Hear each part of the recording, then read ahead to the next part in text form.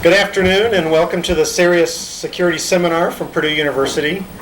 Our speaker today is Scott Orton from the Raytheon Corporation. He's the Director of Strategic Research, and his topic today will be the merge of anti-tamper and information assurance. Scott? Thank you. When I was asked to give this presentation last week, I had two problems. First was I had no idea what I was going to talk about, and the second was that I had never made an unclassified presentation in my entire working career before. So I'm going to make two requests. One is leniency, if this doesn't come across just right. Two is if I do accidentally say something classified, please everybody line up over here so that your brain can be sanitized. Appreciate that. Just a little background on me. My first job, or how I got involved in information security, is through something called anti-tamper, sometimes called anti-reverse engineering in the IA field. I did that for the Air Force for special programs and essentially established their anti-tamper field as it exists today. So when I started that effort, it was nothing but a letter.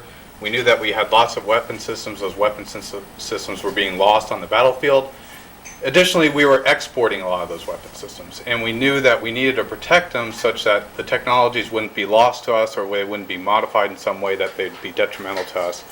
And so we needed a way to address that. And so I supported the Air Force in establishing their R&D program, a lot of the policy that exists for how anti-tamper is applied, a lot of the technologies and techniques that exist today. From there, I went to Ratheon to really make that to go from telling people what to do to telling people how to do it and actually developing the anti-tamper technologies myself. And so we grew that into a pretty large business supporting every service, every military service, every military agency, all the major defense contractors. And so my background, I'm coming to you mainly with a background from anti-tamper, that anti-reverse engineering. Today, I've recently moved from LA to our corporate headquarters in Waltham, Massachusetts, the Boston area, which is why I'm cold. And today, I have a responsibility for looking at all of our university research portfolio across the corporation and investing in areas of strategic interest. One of those is information assurance, information operations. And so that has become a new focus for me for the last couple of years. And so what I'm going to talk about today is kind of bringing that subject matter expertise from anti-tamper, the things I've seen and developed an expertise in information assurance, and how those two things are kind of coming together as I see it.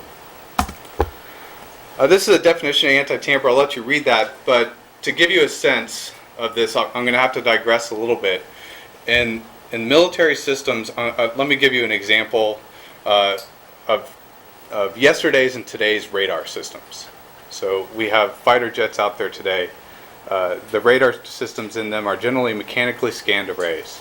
And these are just like you've seen everywhere. They're big dishes and they can point around.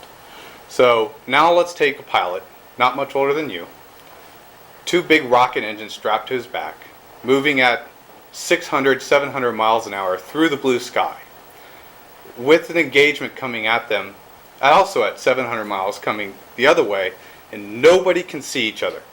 Nobody. Everybody in today's modern warfare are miles and miles and miles apart, so nobody sees anybody visually anymore. The people you fight are all on radar, which are all represented by tiny little blips on a screen. Today's mechanically scanned radar can essentially see 2 or 3 of those targets at any one time.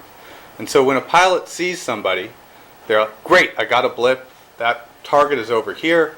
They see another target, great, that target is over here. But that's all that a mechanically scanned radar can see. There might be 6 targets.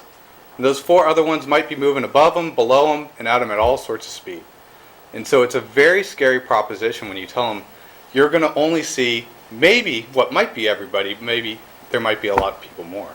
You can imagine how that'd be pretty scary. So today's modern radar systems are actually able to see a classified number, but a very large number of targets. So we've moved from where They have to worry about seeing a couple till they can see everybody, and they can see everybody at all times.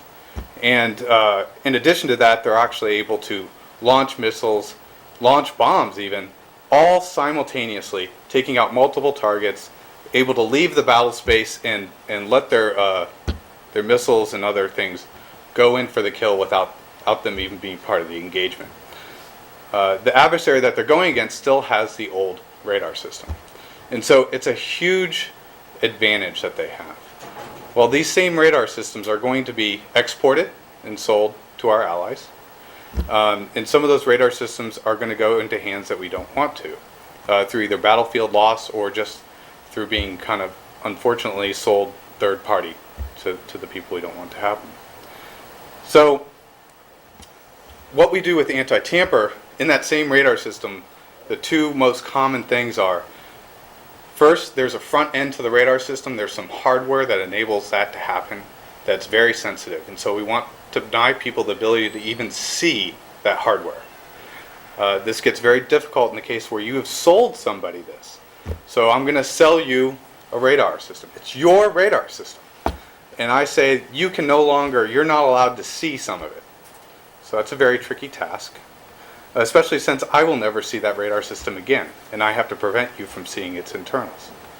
The second case is where there's software inside that radar system that provides it functionality. It's probably hard for you to believe here, but military systems up until very recently were completely defined by their hardware. If you needed to upgrade a military system, you had to update the hardware in the system. There was no software upgrades to any military systems today, and that's true actually for most military systems today. That's changing. In the modern radar system, functionality is added just like software updates are today in systems. And so if somebody is given a particular set of functionality, you want to ensure that that functionality hasn't changed in the case where that system is, or the people you provide it to, is no longer friendly to you. And so that's a big issue too, especially if you're that guy with the rockets on your back and you're all of a sudden having to go fight them. So this is the way I think of the world. Pretty simplistic. I can't wrap my head around much, so I try to break it down and make it simple. I think this model applies to computing, and it applies all the way up to humans. So from the computing, a trusted node would be something like a microprocessor. Trusted node might also be a person. The operation would be the operating system, the applications, all whatever software-wise runs on that node. Might also be a person's attributes, feelings, and things that they do. And then the trusted network is just what that is. That's kind of clear and obvious. And so from what I've seen in information security, all problems break down to this task, defending these three cases. In anti-tamper world, we have tended to always concentrate on the trusted node and the trusted operation, mainly because the systems that we're selling aren't networked.